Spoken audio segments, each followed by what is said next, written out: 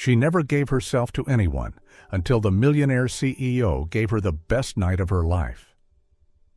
The house sat quietly in the lush suburbs of Vermont, where mornings came with birdsong and a breeze that drifted through open windows.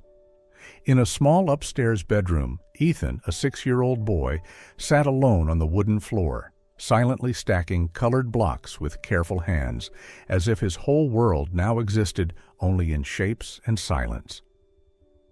Ethan hadn't spoken a word in a year. Ever since the car accident that took his mother's life, every sound inside him vanished. No crying, no laughter, no calling out, only emptiness behind eyes that once gleamed like morning sunlight. His father, Daniel Cooper, a successful architect who had spent his life designing perfect homes, now found himself helpless in keeping his own from falling apart. He had tried everything: special schools, therapy, even hypnosis. Still, Ethan said nothing. For the past 8 months, Daniel had hired a young psychologist, Dr. Melissa Gray, hoping she could guide his son through the trauma. But each session ended with a disappointed sigh, and the therapy room remained cold and distant. Then came a regular Monday, nothing special. Daniel returned home, weary from meetings, only to realize someone new was inside the house. A young woman was wiping the kitchen windows, her hair tied back, sleeves rolled up, her eyes calm and focused. "You must be Mr. Cooper?" She turned, offering a gentle smile. "I'm Sophie Bennett from the agency. They said you needed temporary household help?" Daniel nodded, momentarily confused. He had forgotten he'd asked for a temp while his regular housekeeper was on leave. "I'm good with anything. Cleaning, cooking, helping with kids if needed. I've worked with families who have little ones before." Sophie's voice was calm, almost comforting. He pointed upstairs. "My son's up there. He doesn't talk much." "That's okay." Sophie smiled softly and didn't pry further, but her gaze lingered on the staircase, toward the quiet shadow of a boy living in his own darkness. She knew nothing about the child, nothing about the pain that lived behind that silence. But in just a few more steps, she would walk into the life of a family that had lost all hope, and bring with her a kind of quiet magic no one saw coming. Sophie's first afternoon at the Cooper house passed quietly. She worked diligently but gently, making no noise, never intruding. Just like her nature, soft-spoken, observant more than she ever spoke. While cleaning upstairs, Sophie came upon a sight that made her stop in the doorway. Ethan was sitting alone on the rug, still stacking the same colorful blocks, still wrapped in the same strange silence. But what made her pause wasn't the quiet. It was his eyes. They weren't empty. They were focused, deeply immersed, like the entire world had shrunk down to those wooden shapes. She didn't want to break that space. So instead, she slowly sat down at a comfortable distance. Not too close, not too far. Reaching into her pocket, Sophie pulled out a handful of small finger puppets, fabric shapes of a duck, a rabbit, and a kitten. "Hello there," she whispered, slipping on the duck puppet.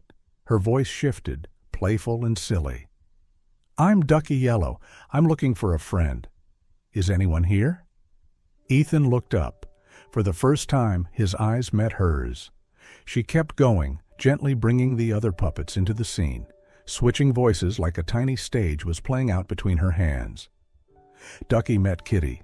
They argued over an invisible cupcake. No one laughed. No one spoke, except Sophie. Until a soft giggle slipped through. "Ethan!"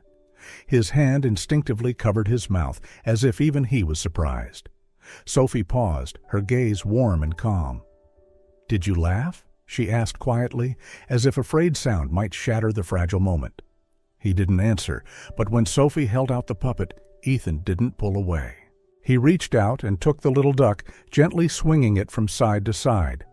Another laugh, tiny but real. Then a sound formed on his lips. "Ducky!" Down the hall, Daniel had been coming up the stairs and now stood frozen at the doorway. He couldn't believe his ears. His son, the child who hadn't uttered a word in a year, had just laughed, had just spoken. Sophie glanced at Daniel, her eyes locking with his in a quiet exchange. Ethan, unaware his father was watching, was too absorbed with the puppet in his hand. "Ducky," he said again, a little clearer this time. Daniel leaned against the wall.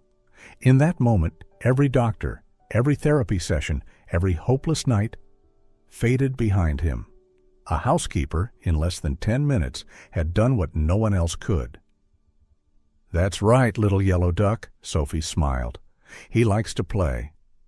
Ethan looked at her and nodded, his eyes brighter now as he pointed to the other puppets.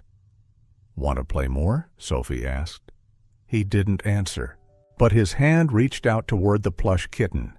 He was starting to open a door again, not the door to his room, but the one to his heart. From the end of the hallway, Daniel stood frozen, motionless. He felt paralyzed by what he had just heard. A small, fragile sound, yet unmistakable.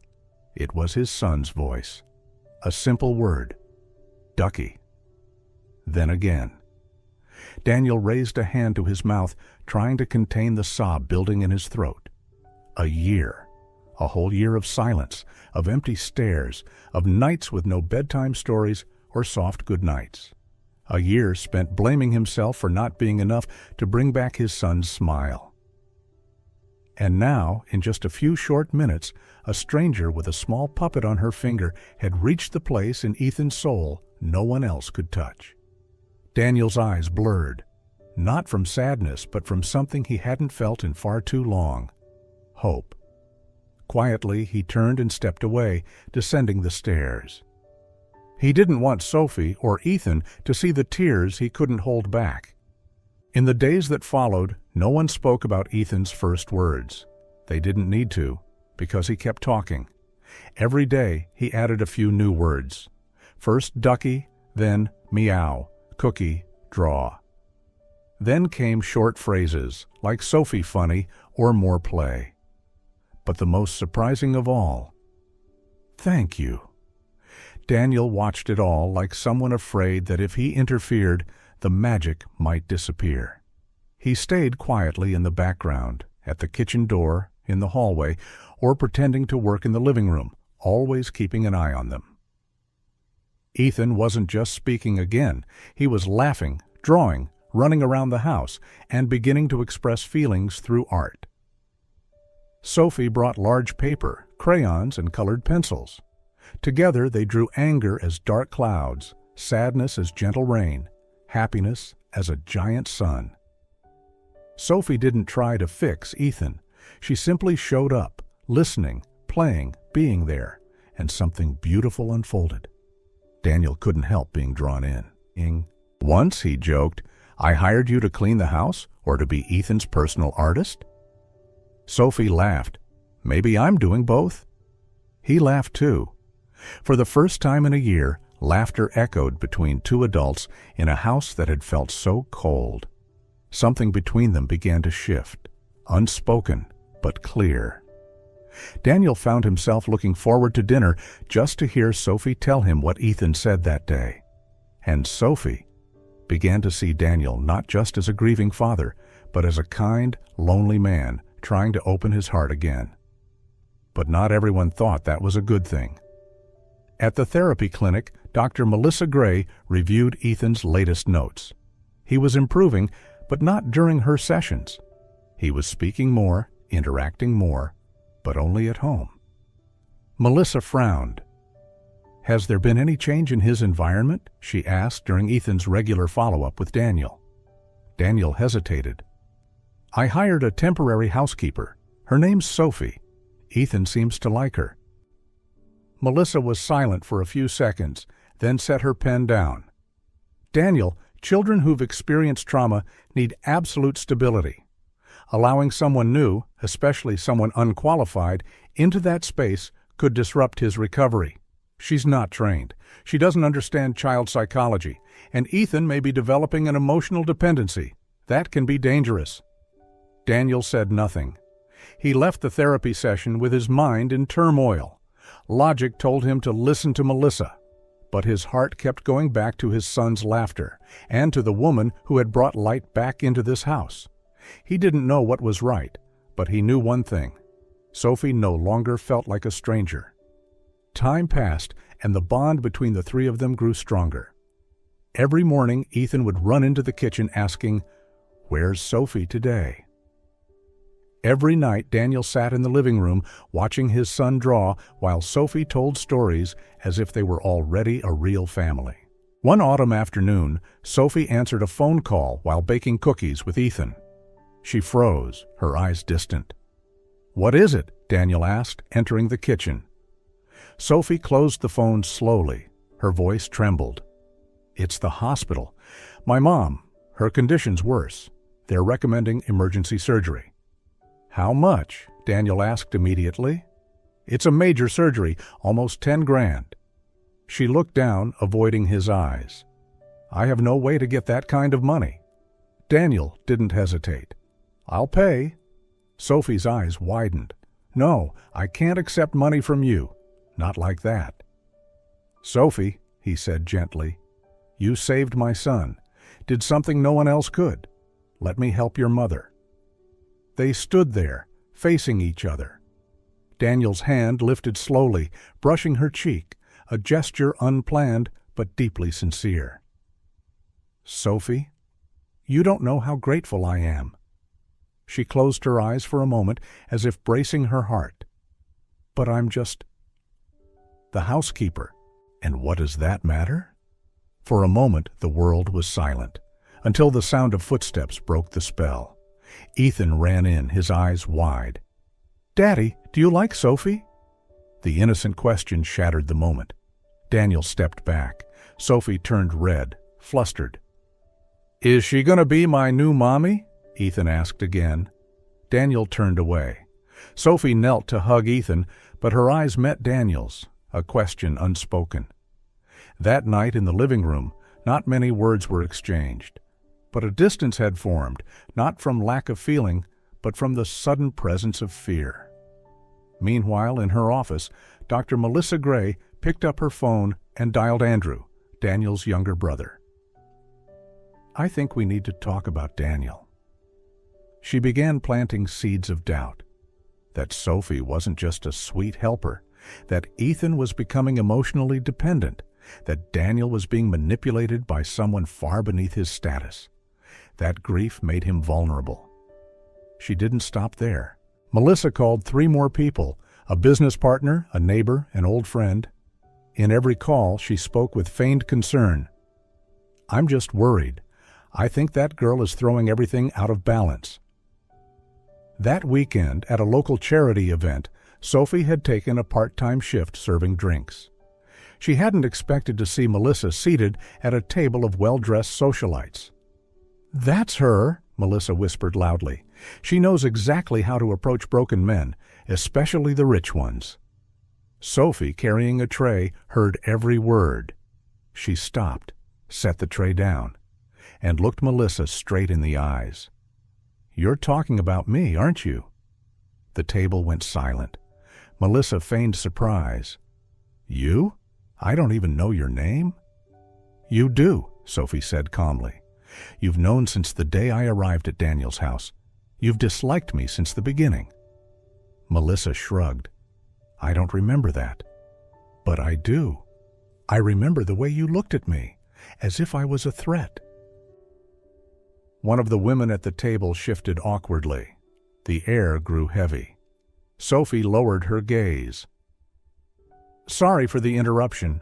I'll leave." She walked away, her chest tight, not because of the words, but because Daniel wasn't there to defend her. That night, Sophie couldn't sleep. She lay awake in her small apartment, Melissa's words echoing in her mind. She knows exactly how to approach broken men.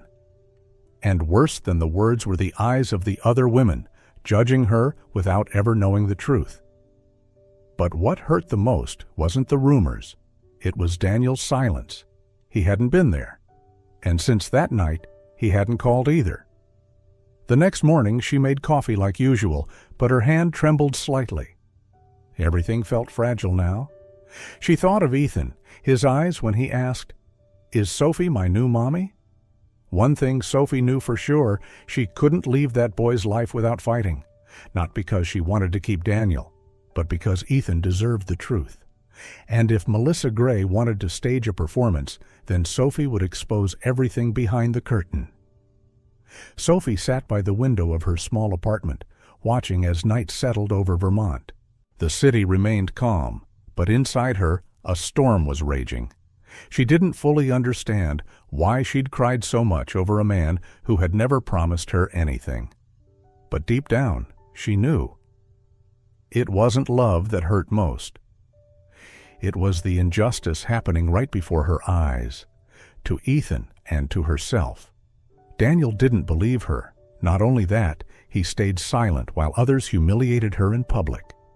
And now, the one who had planted all the doubt, who hid behind a pristine white coat, Dr. Melissa Gray, continued to control everything unchecked. No, Sophie couldn't let it go on. That night, she opened her old laptop and started searching. Melissa Gray's name appeared in interviews, articles, and professional records. She looked perfect in every photo, said all the right things, a renowned child psychologist praised by the media. But Sophie wasn't looking for the surface. She dug deeper into legal forums, public archives, and obscure news reports from years past. It wasn't easy, but eventually one name kept coming up in messy custody disputes where Melissa had been involved. Mark Ellison. Mark was an engineer from Massachusetts. In court records, Sophie found his name in a dramatic custody case, a father who had lost all parental rights after a string of negative psychological assessments. The person who filed those assessments, Dr. Melissa Gray. Sophie didn't hesitate. She found an old email address through a dissolved engineering firm and sent a message with the subject line, "Regarding Dr. Melissa Gray, please read." 3 days later, an unknown number called. "Did you send me an email?" A deep, curt voice. "Are you Mark Ellison?" "Yes." "My name is Sophie Bennett. I think she's doing the same thing to me." There was a long pause, then a sigh. "I've been afraid she'd do this to someone else." "Meet me. I'll tell you everything." They met at a small cafe on the edge of town. Mark didn't look dangerous like court papers described, just tired, his eyes full of the kind of sadness that only comes from missing your child. "Melissa didn't help my family. She tore it apart," Mark began. Sophie listened, never interrupting. Mark explained how their therapy sessions started off gentle, but slowly turned into accusations. Then Melissa began privately contacting his ex-wife, urging her to cut ties with her toxic husband, convincing her to protect their son at all costs. By the time he realized what was happening, it was too late. She used her role to build influence, then used intimacy to undermine trust. Mark pulled out his phone. "I still have some of the messages, proof she crossed every ethical boundary." Sophie read the texts, subtle, manipulative lines. "He's hurting you and you don't even see it. If you ever need someone, I'm here. Your son needs a safe environment without him." Clear, not just unethical, they hinted at emotional exploitation.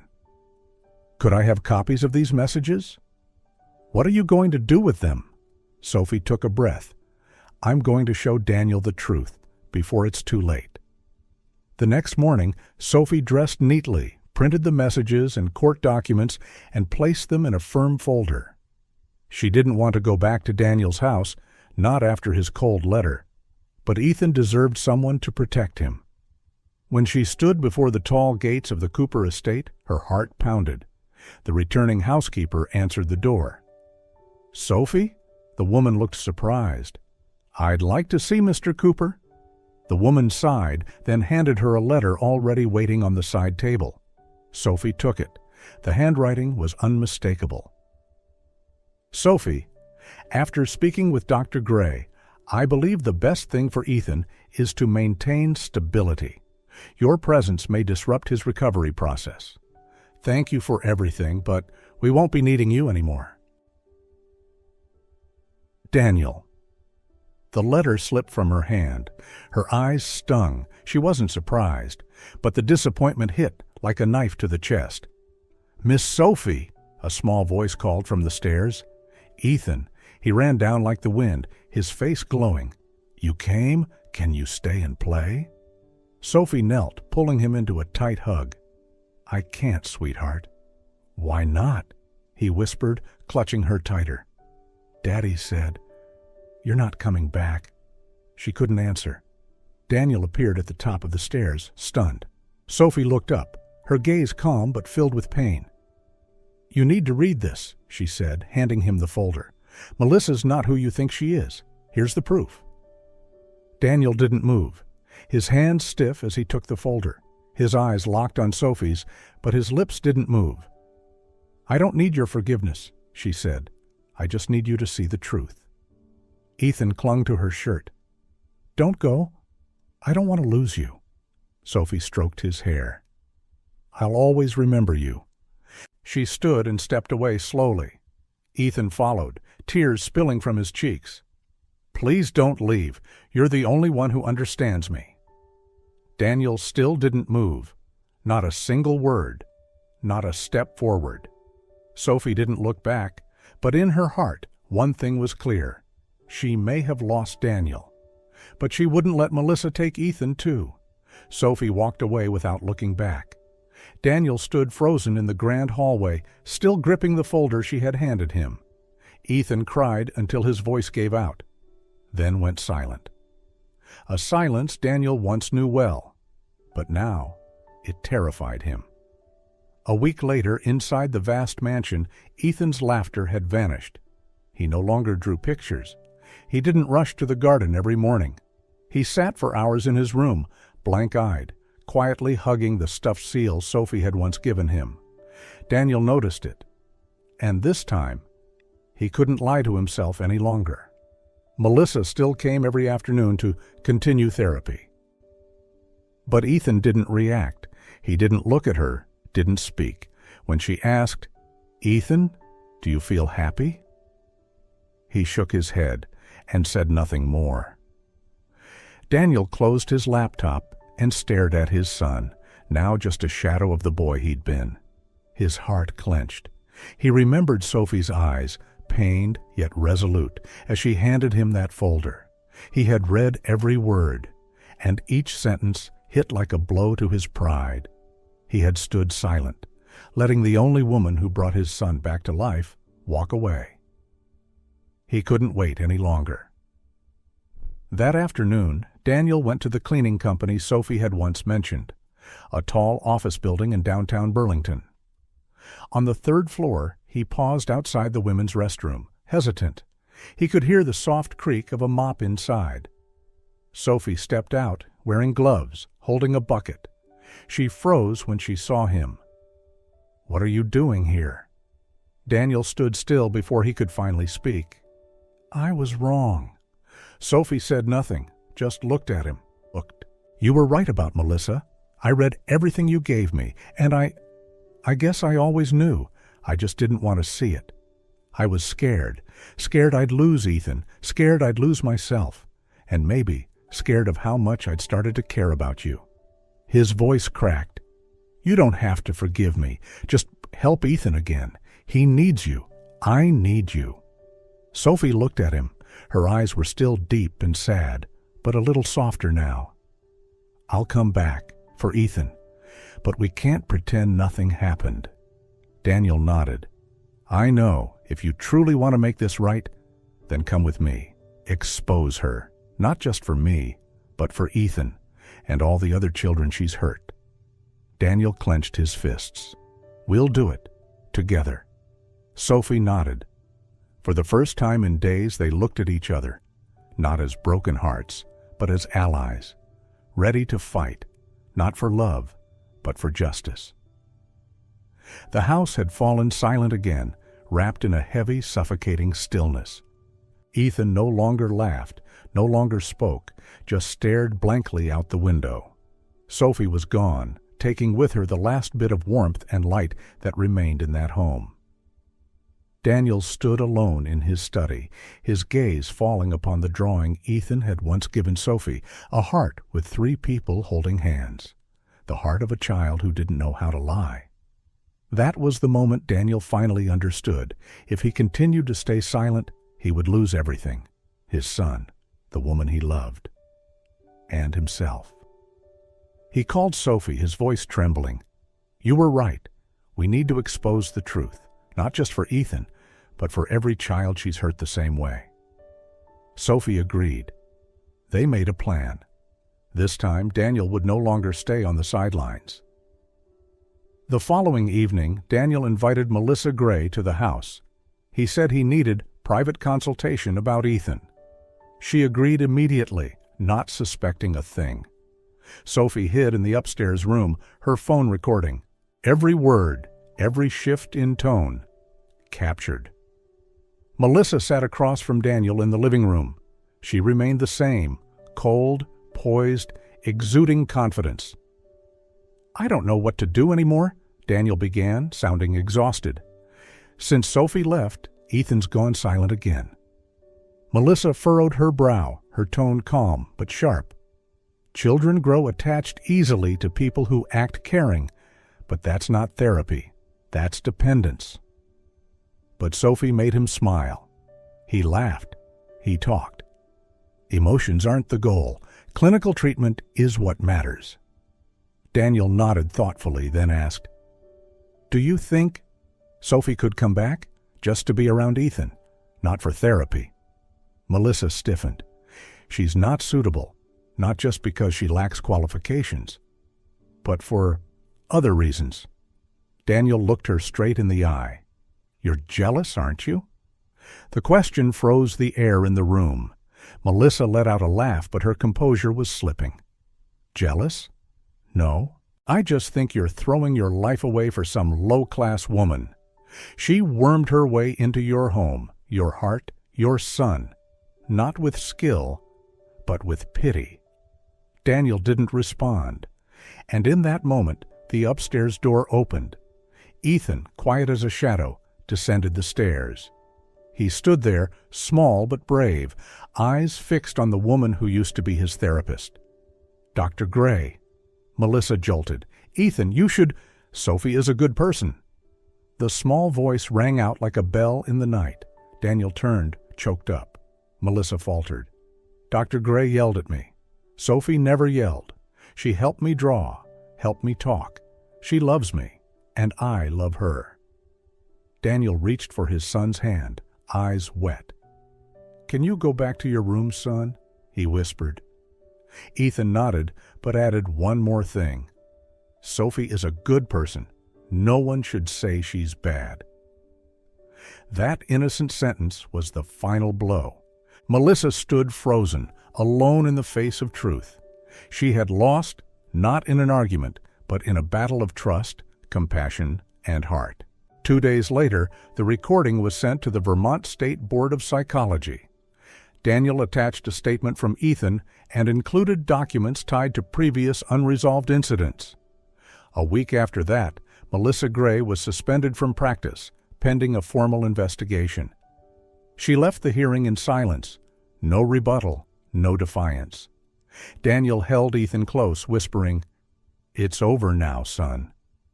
Ethan looked up and smiled for the first time in days. "Now, can Sophie come back?" Daniel nodded, and the boy hugged him tightly, whispering, "I miss her so much." After the hearing, Daniel's house exhaled, as if releasing a breath it had been holding for far too long. No more Melissa Gray, no more cold glances, whispered judgments, or silent tension. Only 3 people remained: a man learning to make things right, a woman whose heart had been hurt but was still big enough to love again, and a little boy who was slowly beginning to believe in joy once more. Sophie didn't return right away. She needed time. And Daniel understood. Still, every day he texted her, Not begging, not pleading, just small updates. About Ethan, about the house, about the quiet mornings missing her laughter. Then one day, Sophie appeared at the doorstep. No warning, no suitcase, just a gentle look and one question. Is Ethan home? The answer came running into her arms, a tight hug that said more than any words ever could. And Daniel, standing beside them, knew. This was the family he had always dreamed of. The golden afternoon had slowly melted into twilight. In the backyard, Ethan was adding the final touches to his drawing, now a picture of a home with laughter in every window. Inside the house, Daniel stood behind the glass door, silently watching the scene. His heart slowed, as if making room for the warmth flooding his chest. For the first time in a long while, he felt like he truly belonged.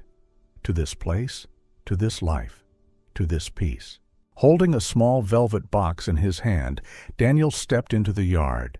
His footsteps landed gently on the stone path, his eyes filled with resolve, though his hands trembled slightly with nerves. Sophie was watering the flowers, her hair falling softly down her back, the hem of her dress swaying in the breeze. When she turned and saw him, her eyes lit up with the usual warmth. But she paused, sensing something different in his gaze. "Sophie, is something wrong?" she asked softly, still holding the watering can. Daniel took a deep breath. Then, without another word, he dropped to one knee. Sophie froze, breath caught in her throat. Her heart pounded. "I don't have a grand speech or a big diamond ring, but I have a heart that already belongs to you, and a little boy who's been longing for a real mom."